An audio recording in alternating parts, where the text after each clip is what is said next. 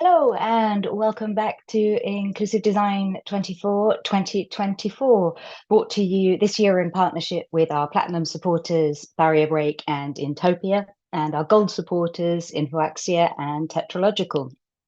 If you're following us on Mastodon, don't forget you can ask questions, use the hashtag ID24, or you can use the YouTube chat on the playlist. Either way, we'll be rounding up the questions to ask our next speaker at the end of their talk. Before then, a quick reminder that Inclusive Design 24 is a respectful community, and you'll find our code of conduct on the inclusivedesign24.org website. Now, I am beyond happy to be joined by one of the ID24 regulars as my co-host, Carrie Fisher. Carrie, over to you. I don't know how to feel about that introduction, but thank you, Leonie, for having me yet again. So welcome to the last session of ID 2424. I'm super excited to announce Kai Wong, who's going to be talking about influencing without authority, a pep talk for accessibility advocates. And I'll be back for the Q&A, but take it away, Kai. Awesome. Thank you so much for that introduction. Thank you, ID24, for having me. And thank you, everyone, for joining the party. We are about to close this out with a bada bada bing boom. And just a heads up, I will be describing images if I have them on my slide, and otherwise I will speak to what is on the slide. And let's get into it. Let's get on these slides. So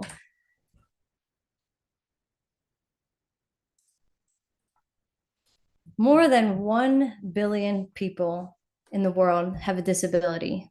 That's a lot of people. In fact, it is one of the most commonly shared human experiences other than birth and death. Accessibility means something can be used by someone with a disability, both in the physical and in the digital world. A quick story, my mom has lupus and rheumatoid arthritis. So at times her joints get stiff and painful. And one day she was going to work, arrived at her office door. The door was closed. So she goes to twist the doorknob open. And on this slide, it's a circular doorknob, a picture of it. So she goes to open up that doorknob and she just couldn't, her fingers were stuck. She couldn't grasp the circular doorknob. She could not open the door. She calls her coworkers. Nobody answers. She knocks. Nobody answers. She waits there for 10 minutes. Finally, somebody just randomly walks by and opens the door for her. We all know how it feels to be left out. Never mind being locked out. This could have been avoided if someone had just been, when they're buying the doorknob, they could have said, hey, let's go with a door handle instead of a knob or a push open door, because those are easier to open for everyone. Inaccessibility is unacceptable. No one should ever have to wait for anyone to have to do what they want to do.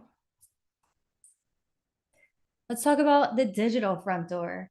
In the digital world, it can be even worse because there's no, hey, let me get that door for you moment. If something is inaccessible or if it does not work for people with disabilities or those using assistive technologies, people are going to be locked out of your digital front door.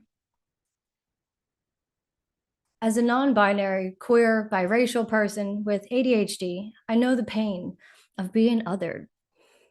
We know the harmful effects of discrimination. Growing up, I struggled to fit in.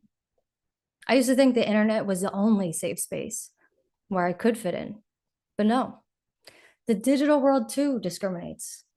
It's not designed for people with disabilities, and it often leaves a lot of people out.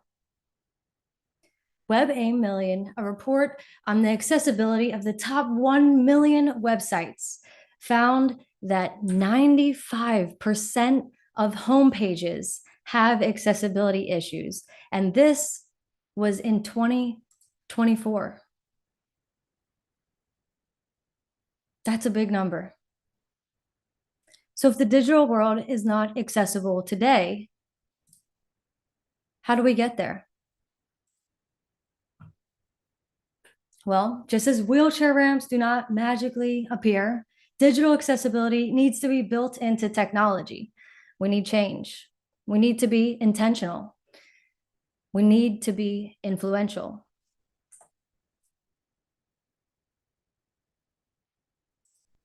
We must put in the work, get others to join us, and stand up for those who may or may not be in the room. What makes an effective influencer? It's someone who brings value to others, can get people to rally around a goal, a shared interest, and move towards that together. You don't need a fancy title. You definitely don't need permission, I'll tell you that much. And change happens when people make it happen. Accessibility and inclusion are no different. You can be a very effective influencer for accessibility. And today, I'm excited to share some of the ways that have worked for me in terms of advancing accessibility in the workplace. Regardless of your role or your title, the first step to being an influential accessibility advocate is believing in yourself, making a personal commitment to it, and prioritizing learning. To influence at large, especially without formal authority, you're going to need credibility. And credibility can come in the form of credentials, but now it is not required, okay? Don't let that hold you back. For accessibility, you can gain credibility by knowing about it, by being consistent and not wavering in your commitment to accessibility, and by teaching others. You can learn about accessibility online for free. There's a lot of info out there, so make sure that you go to a trusted source when you're learning. Trusted sources like the World Wide Web Consortium, the W3C, the WebAIM, Microsoft, DQ, and the International Association of Accessibility Professionals. They all have great blogs. I recommend them. Some even have free webinars, which I love, and free courses. Gotta love a free course. Microsoft's free learning module, which I have a screenshot of on this screen, has a free learning module, which is a great place to start. I would definitely recommend this too. It is really good, especially if you're newer to the field of accessibility, because you too, even if you're new, you too can be an influencer of accessibility. And we need as many people as we can to be that. So this screenshot also showcases that Microsoft does a great job of breaking up their training. So this one is a total of 3 hours, but on this screen, you can see how it's broken up into different sections. So like digestible, 15 minutes. I could sit through 15 minutes, not 30, you know, the 15. 15 is good. So I thank you all for showing up today and listening to this, to becoming an influencer for accessibility for the next 35 minutes or so. Thank you very much. The next thing, the most important thing, is learn about what people with disabilities might be using, like screen readers, other assistive technologies. You can play around with the most common screen readers, go into your phone's accessibility settings and try them all out. Try using the accessibility scanners for websites. But remember, automated scanners will never replace manual testing. It's a combination. But accessibility is vast. So try everything and be familiar with as much as you can. And back to the main point of be open and eager to learn. Digital accessibility, though, is just as much about code and design as it is about people. So you got to get connected, regardless if you are a person with or without a disability. It's a great idea to connect with the disability community and the accessibility community. On this slide, I have a fun cartoon that is 3 stick figures sitting around a table, and there's one person with a word bubble saying, "Conferences are so fun." So that's what you should look out for. Check out accessibility conferences. It's a great place to meet people. Some are free and virtual like this, you know, thank you ID24 for this great platform to learn. And there's so many others out there too. The other thing is in-person conferences. Those are awesome. I love them. And yes, they have a cost, but go ahead and ask your company to cover them because you're going to bring value back to them. And you are going to be an influencer of accessibility, and you deserve to have the expertise, the knowledge, and the connections that you need to become that. So advocate for yourself because you deserve it. And another tip too is sometimes if you volunteer at them, you get them for free. That's another good one. So, hey, get yourself out there. Another way to get yourself out there is going to local accessibility meetups. Find yours at meetup.com. Just look for your local city. I'm a part of the one in Washington, DC. On this screen, on this slide, we have a fun photo. Look at this is a bunch of smiling, friendly faces. And this is like 10 people sitting around a table in this photo. We're all local to the DC area. We show up once a month and we just have a great time. We talk about accessibility, we talk about challenges, we ask questions, we get into just regular laughing of any topic. We are friends, right? It's like you start out as, hey, we have shared interests. Next thing you know, you're building connections. And by getting to know people who are different from you or have different circumstances than you, you will not only strengthen your connections, but also your empathy. And empathy is one of the most underrated skills in technology. I'll tell you a good story about empathy. When I joined a company a few years back, I was having, I was doubting myself, my skills. I was like, why did they hire me? Because almost everyone for some reason had an engineering degree or a computer science degree, and I was walking in the door with public health as my degree. So I was nervous. I was like, oh, am I gonna fit in? I hope they don't look at my resume. I was like, oh, I don't know what happened there. Maybe they missed it over, maybe they skipped it over, right? But no. I went to lunch the first week. The VP took us out, took out the new hires, and she looked at me and she said, do you know why we hired you? You should have seen me. I wanted to shrink in my seat. I wanted to fall on the floor and just like slug away. But then she said to me, because you have empathy. That's why we hired you. That's how important empathy is as a skill. And yes, it's a skill. So luckily you can learn it. And here on this slide are a few of my favorite books and podcasts from people with disabilities about their lived experiences. On the far left, we have Haben Girma, the deafblind woman who conquered Harvard Law. This book is awesome. 10 out of 10 would recommend. I love this book. I read this multiple times. I've gifted it to people. I love it. And Haben is a riot. She is so funny. She's so well-spoken, so accomplished, and really brings you through her life experiences as someone who's deafblind, navigating a world that is not built for people with disabilities, but should be. And that's why we are all here today, is to make sure that what should be is what must be and what will be. On to my second favorite book. My second favorite book on this screen is Demystifying Disability. Shout out to Emily Ladau. Emily Ladau, what a good author. I really enjoyed this book. I read this one on the airplane as well, and I was so impressed. I immediately, after I got off of the plane, I put the tips that I learned from the book into action because I was able to automatically go up to people. It was just one person. It was one person with a visible disability who actually needed help. And I asked, do you need help? Would you like me to help? And they were so grateful. And I had the skills because I read this book for that particular disability. And I was able to, rise to the occasion and be the person who I want to be for everyone. And also, I love Emily because she wants all of us to buy from our local bookstores.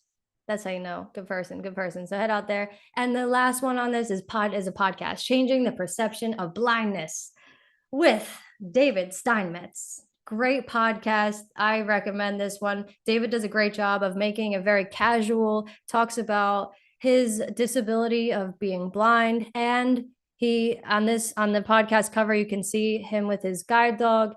Very friendly person, and just has a very good way of connecting with people on a human level and getting to know what drives them, what challenges they've had. I recommend that podcast.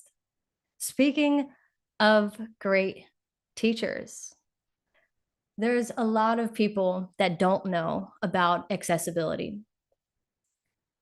So once you have the knowledge about accessibility yourself, you guys spread that sauce, baby. Everybody deserves and must know about accessibility. And teaching others will raise awareness about the topics, but also build up your credibility, which we said is very important. Accessibility is now your favorite topic, and it's about to be everybody else's too. Tell everyone you know. Ask managers if you could just have 5 minutes at their next team meeting. Who cares what their topic is? It doesn't matter. Accessibility belongs in every meeting, and accessibility is relevant to every team. So no matter what their team does or who they are, ask. It doesn't hurt to ask. Hey, can I have 5 minutes? I have a really important topic to cover about accessibility, and it will make your team better. Most managers want their teams to gain skills, to deliver more value, and to make a positive impact on this world. So get out there, put yourself out there. You are doing the world a favor by educating and raising awareness about accessibility and disabilities. And by the way, when you are teaching about accessibility, please don't be boring, because this is so important. We need everybody to pay attention. As an advocate and an educator, do whatever you need to do to capture the minds and the hearts of those who are willing to listen to you.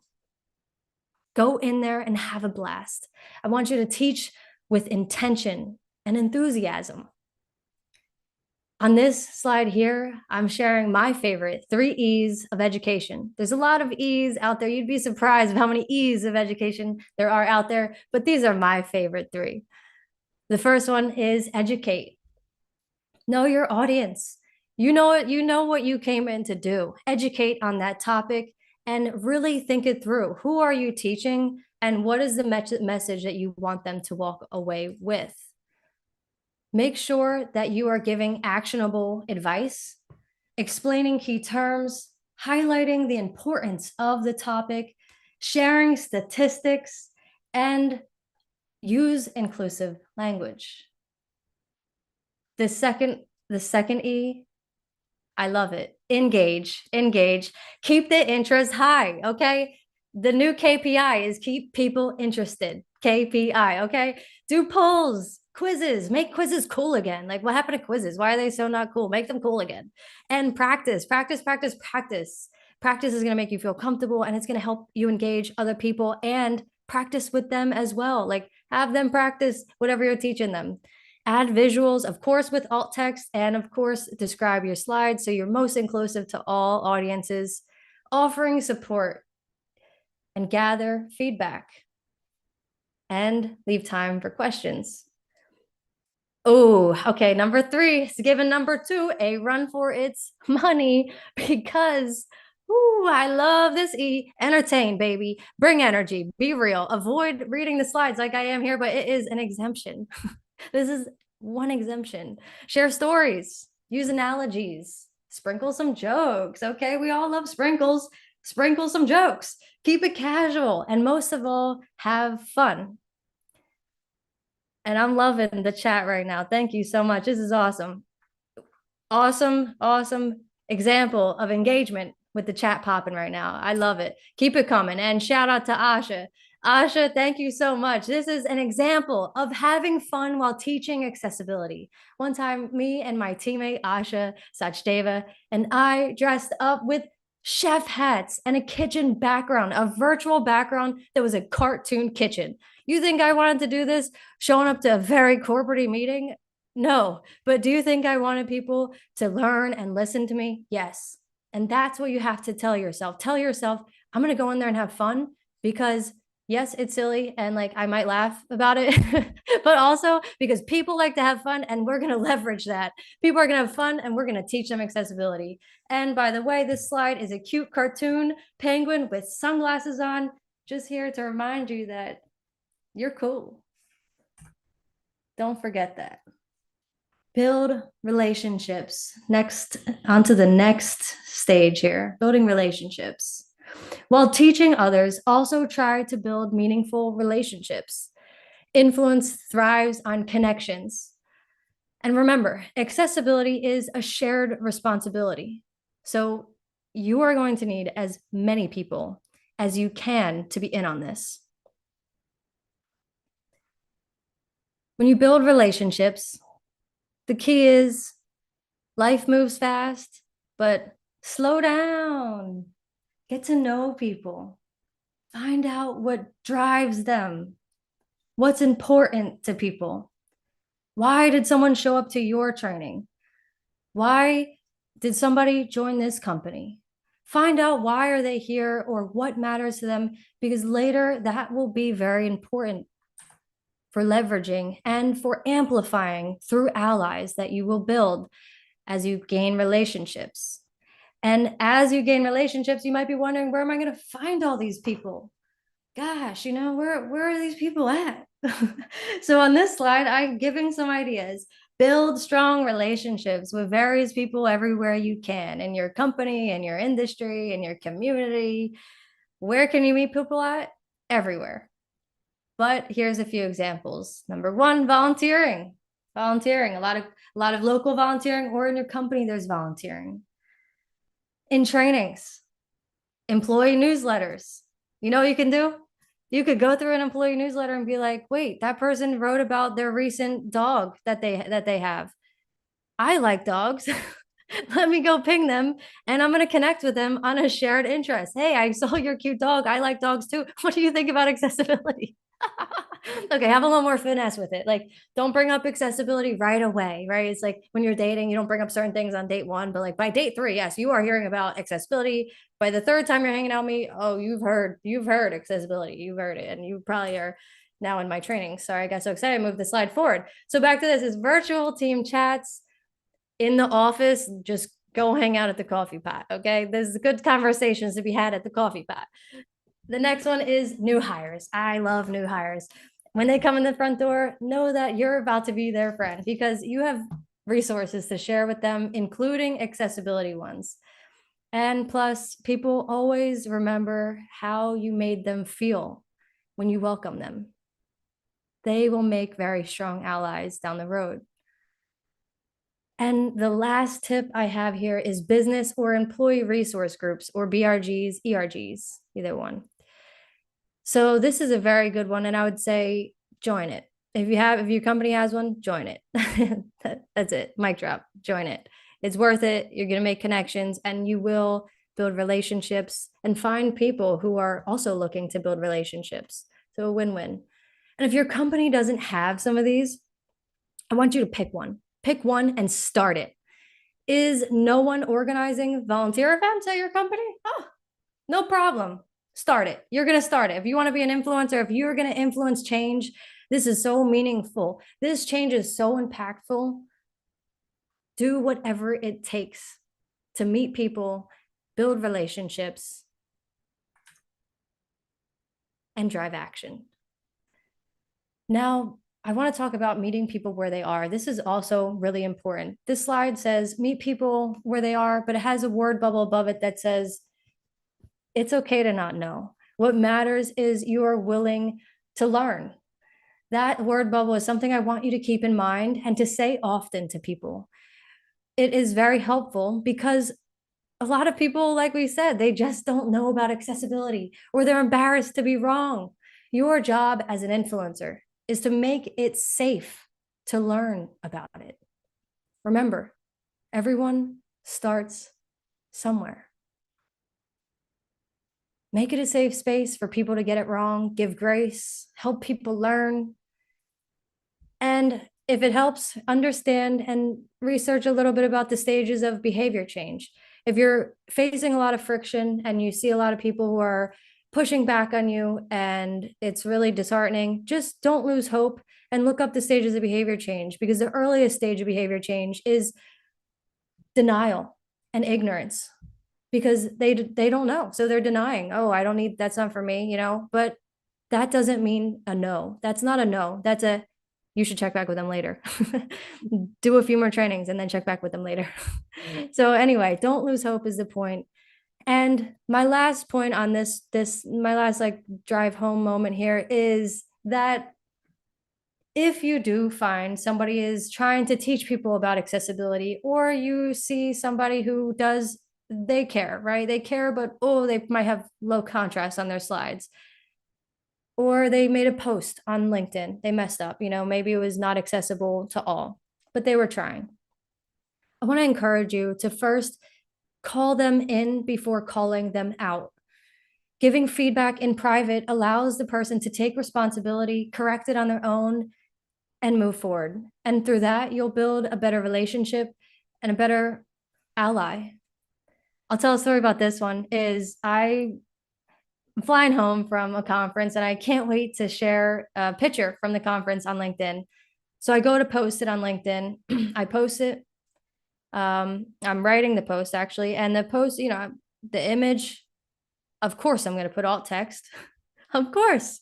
So I put alt text, I put a nice blurb with it, I put my efforts into it, and I hit send.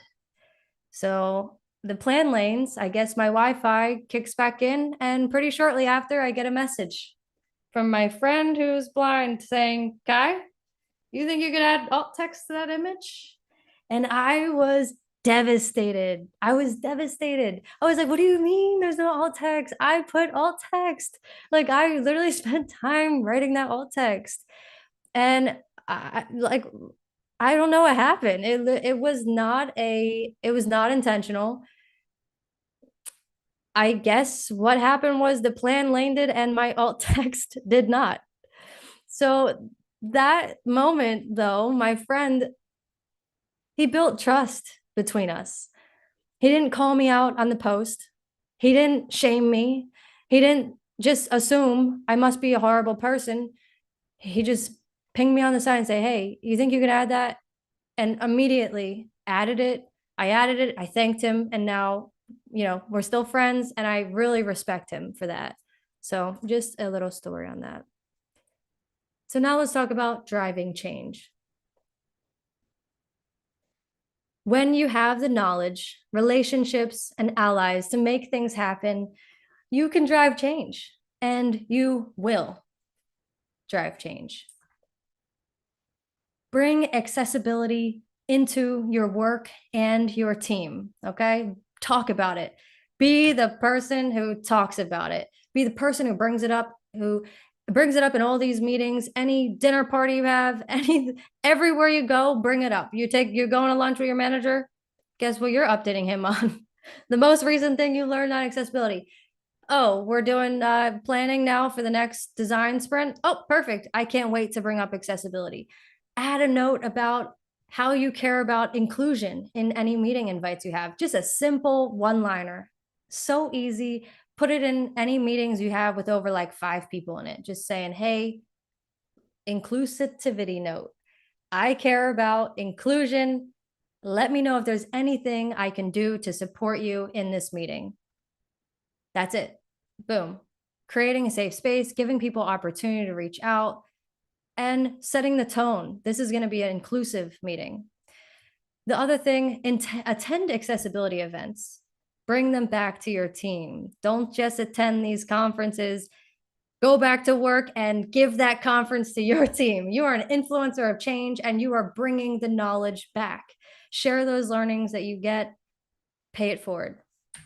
The next bucket of information here, the next bucket of tips I have are, make good decisions, okay? Because it's simple, right? When you're making a decision, think about how does accessibility play into this?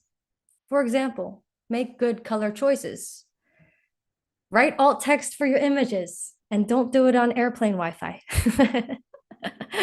Or if you do it on airplane Wi-Fi, test it when you land.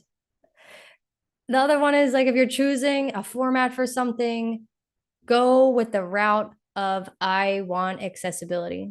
An example of this, I could have gone with a very fancy font here for fun. I mentioned I like to have fun. I did try out a fancy font. I'm not going to lie. It was very fancy. It was swirls. There was curtains involved.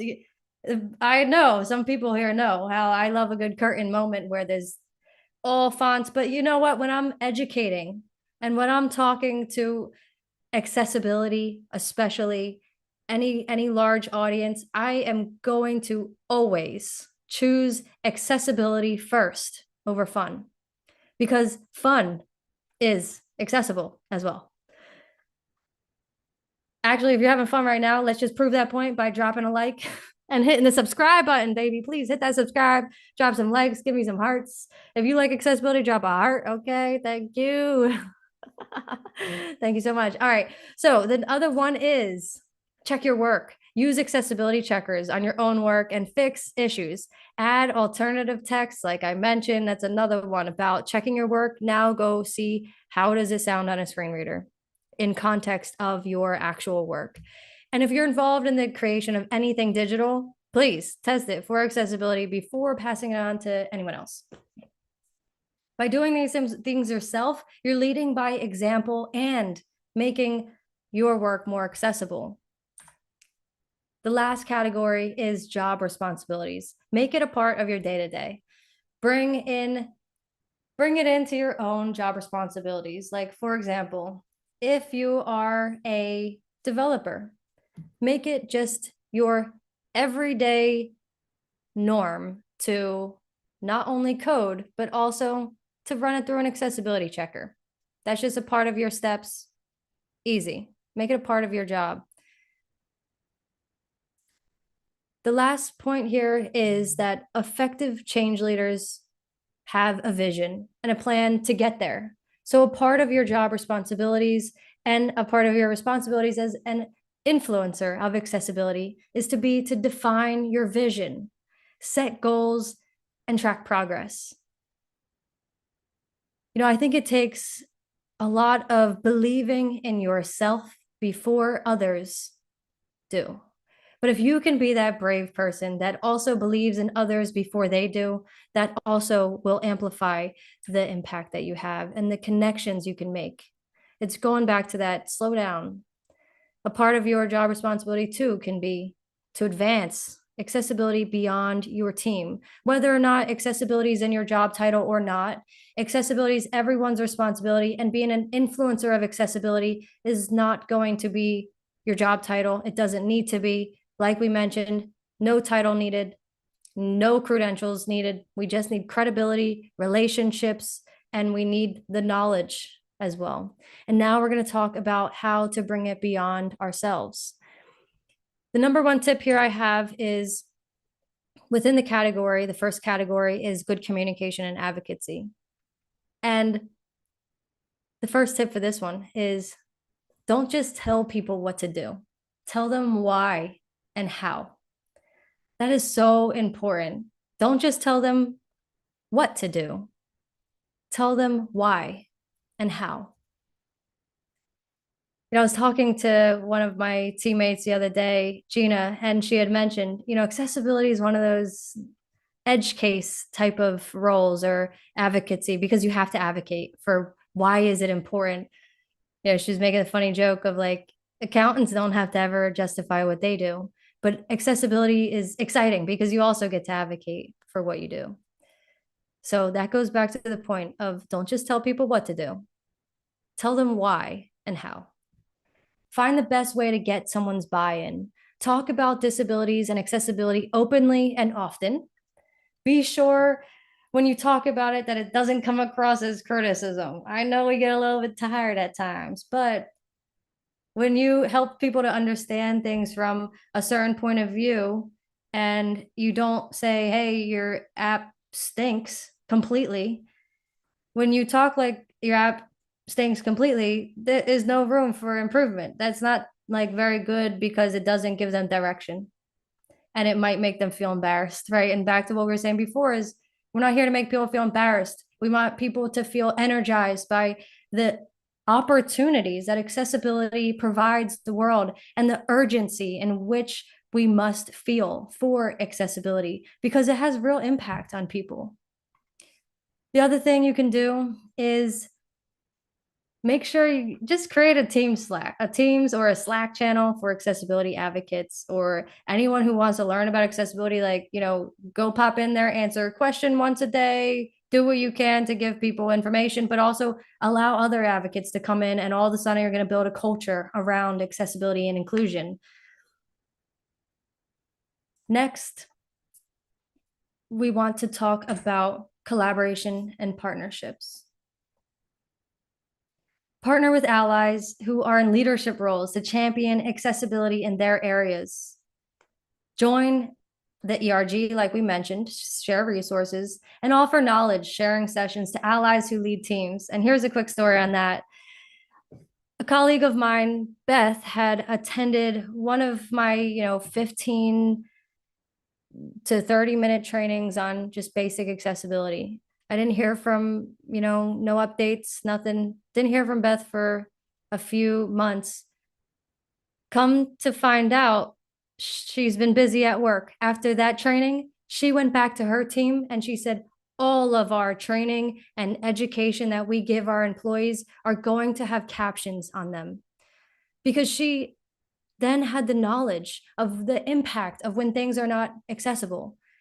And that is the power of teaching people and having allies in leadership positions, but also allies who just genuinely care about accessibility.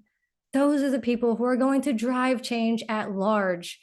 And influencing, you are a true influencer. You're successful when you have influenced somebody so much that the action happens when you're not actively influencing.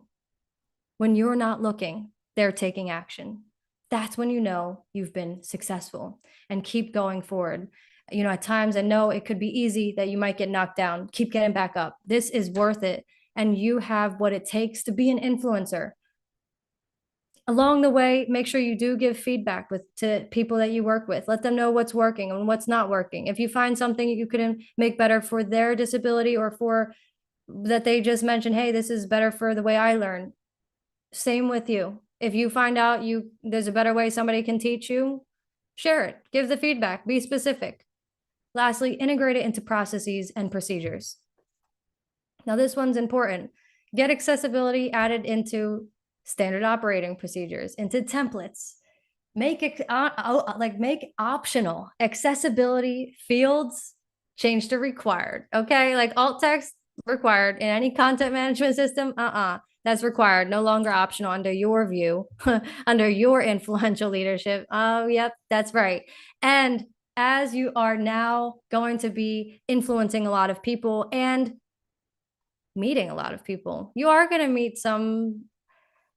need some one-liners in your back pocket or your front pocket, because people come out the left field with anything. You never know what they're going to say, but these few things that you have, I keep these on a little secret, is I actually keep all of these one-liners that I'm about to share on a Word document. And throughout the day, I copy and paste them to people, because I need the message to be heard. And it is a lot of times the same message. The first one-liner I have for you: when you make something accessible, you make it better for everyone. Easy.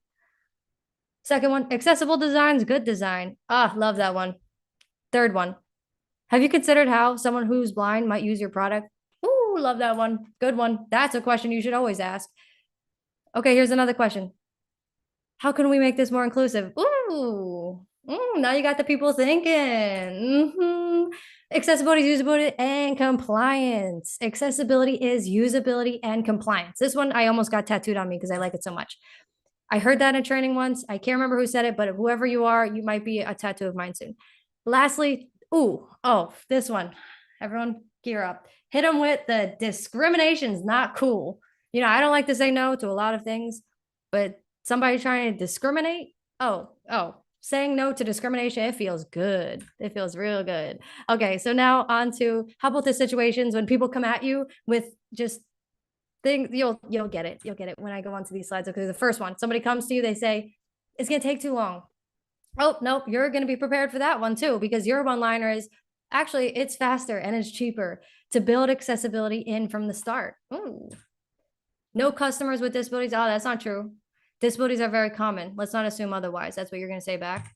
Next one. That's not my job. Oh, here's your one-liner. Accessibility is everyone's job. I don't have the skills. Oh, that one's a common one. A lot of people say I don't have the skills.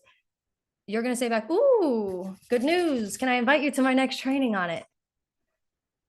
This one. Okay, the PM. If the PM comes, he says, it's not a big deal. Let's fix accessibility later. If you're a QA, I want you to say back, I don't feel comfortable signing off on something that lacks accessibility, because you do have the right to say no as a QA. And with all of these one-liners, yes, you will be justifying at times and advocating for accessibility, but it's so important that you celebrate it. Make accessibility a celebrity. Accessibility deserves to be everywhere, every meeting, and whether people want it or not, we do. And we're going to make it happen. And as things really start to heat up, be loud about collaborations, giving kudos, celebrating wins. I want you to take up space, pull up an extra chair, because accessibility deserves a seat at every table. Any way to put accessibility in the limelight is a good way. And aside from having a positive impact on those with disabilities, accessibility can lead to innovation and a better user experience for all. Remember, you don't need a title to be an accessibility champion, and you don't need authority to create change. What you need is passion, persistence, and a willingness to invest in the things that matter. And while the journey may sometimes feel uphill, know that every action you take contributes to a larger wave of change. And so no matter who you are or what you do, if you're listening, know that you have the power to make a difference. And we're coming to the end of this talk, but I hope that you learned something. But more than anything, I hope that you believe in yourself to challenge the status quo of what is for what must be, and that you bring others along the way. As Gandhi is often quoted for, be the change you wish to see in this world. Or as my mom would say, be the person who opens up doors for others. Thank you. Thank you, Kai. That was such an amazing amount of energy to have for our closing talk. I really think it should be required watching for, well, pretty much everybody. Thank you. Harry, have we got any questions? Yeah, and I second that. Kai, your energy, your positivity, it's just contagious. So if you don't have a Discord or a podcast or anything like that, a YouTube channel, maybe you should consider it. Yes. What? Plus one. All right. So one question that I did have from the audience is some of the recommendations that you are talking about maybe are in the spotlight. What if you're somebody who's maybe not as comfortable in the spotlight? What would you suggest to get started in accessibility? Yeah, that's a really good question. So if you're not in the spotlight, or if you're not somebody who likes to be in the spotlight, I would recommend doing what feels most authentic to you, right? I think a lot of these tips were from my own experiences of these are the things that work for me, and know that these things work for some people. And so you can leverage those people. So people who don't like to be in the spotlight, that's the power of allies and the power of making, relationships with people who don't mind being in the spotlight, or people who want to be in the spotlight, or people who are looking to mentor people as well. If you're brand new to the space, a lot of people are excited and happy to mentor. So I would mainly be authentic to yourself, because when you believe in yourself, others start to too. That's great general advice as well. So thank you for answering that. There was another question that said, you encouraged everyone to try out assistive tech like screen readers. Do you have any advice on how to not get scared off when you first try? Not get scared off. Well, it can be overwhelming maybe if you've never used a screen reader before and it's a lot going on and a lot of coming at you at once. Like, what would be your advice for someone like that who may be overwhelmed by just the sheer number of things to think about? Ooh, yeah. Okay, I see what you're saying there. Yes, that's a really good question. And that is very valid. I would say good question. Whoever asked that, thank you for that. My recommendation would be the only thing to be afraid of as an accessibility influencer of change is to be boring. Be afraid to be boring. Don't be afraid of screen readers. Yes, they might be something different for you, but you're learning. And things as you learn, it takes a minute to get adjusted to things.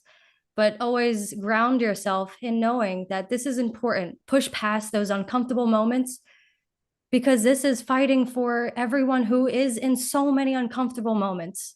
Screen readers might be fast or they might be jarring to those who never have heard it before, but you can also reduce the speed of them at first to get more acquainted with them and try out different voice profiles too. Find what one makes you least amount of scared. But I would say buckle up, baby, because there's scarier things out there after the screen reader and you are equipped for it.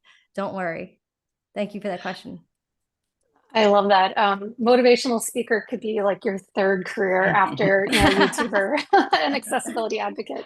One last question I want to make sure we get to ask is, you had a lot of takeaways, but is there one thing that you would like us the people watching, to take away and start doing tomorrow?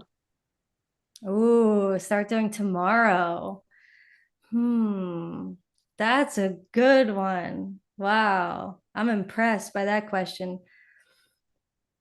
I would say the number one thing I want you to wake up in the morning and I want you to, the first thought that you have, think to yourself, today is a new day and I'm going to change the world. That's a pretty good thought to wake up to in the morning, I'd say. Absolutely. And a really good one to wrap up this. We're just about at time now. So thank you, Kai, very much for that. And thank you, Carrie, for being an excellent co-host. If you liked this talk, and frankly, who didn't, head over to our YouTube channel. And as Kai so eloquently said, hit that like button, give it some love. And while you're there, why not subscribe to the channel so you can stay up to date with everything that happens at Inclusive Design 24.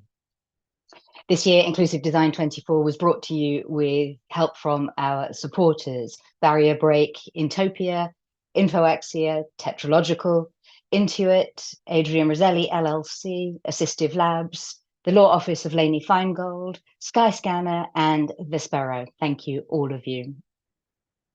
Inclusive design, however, is not quite done yet. If you join us again at the top of the hour, we will just have our after show party for the hosts, co-hosts, crew, and speakers still left in one piece after 24 hours and more. We're just going to be looking back over the past 24 hours and really hope you'll join us on the final stream of the day. Thank you.